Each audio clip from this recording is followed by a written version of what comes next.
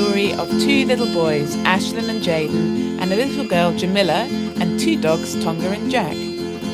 The children lived in a big house in Greyshot, and Jack the dog came to visit them with Auntie Em. Tonga lived in the wilds of Waggoner's Wells and sometimes made himself at home in the children's house. The children hadn't seen Tonga for several weeks, and on this day, the 5th of September, they were due to return to Australia with their mum and dad, Ben and Rianne.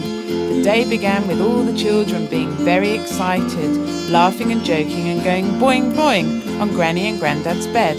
Tonga came to say goodbye. Tonga had a tearful eye. Off to Ausland they did fly, and Tonga came to say goodbye. As well as going on a big aeroplane, the children were all excited about stopping off in Thailand for a week's holiday. Meanwhile, Tonga, who lived 3 miles away, sensed that something wasn't quite right. He had this feeling that he ought to be elsewhere, and a strange longing came over him. It was then he realised he had to say goodbye to the children.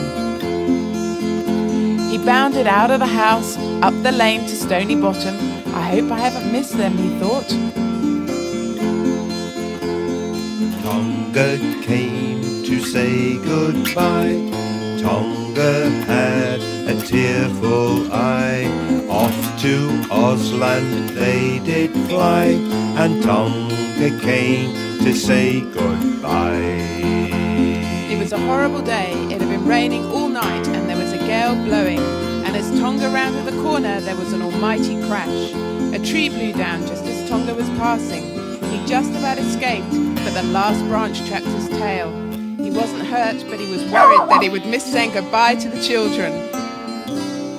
Back at the house, the children were unaware of what was happening when suddenly Jack pricked up his ears and barked. Dogs have a sixth sense when they believe one of their own kind is in trouble, and Jack knew that there was something wrong with his friend Tonga. With a woof, Jack bounded out of the house, past the club in Hill Road, past the allotment and down into Stony Bottom. There he saw Tonga trapped by his tail under the tree. "Am I too late?" Tonga cried. "Have I missed the children?" "No," said Jack. "Don't worry about them. I'll soon have you out of here." And Jack set about clawing all the bark off round the tree where Tonga was trapped.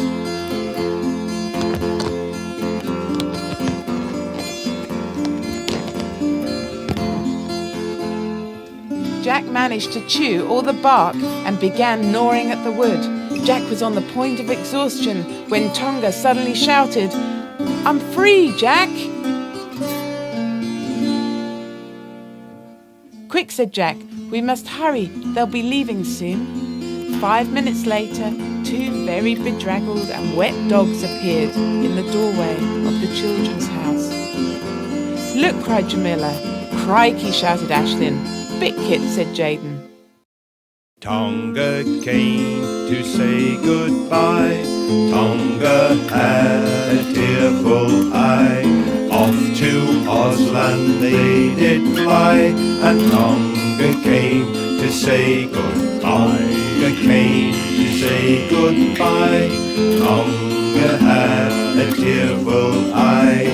Off to Ausland they did fly, and Tonga came to say goodbye. Tonga came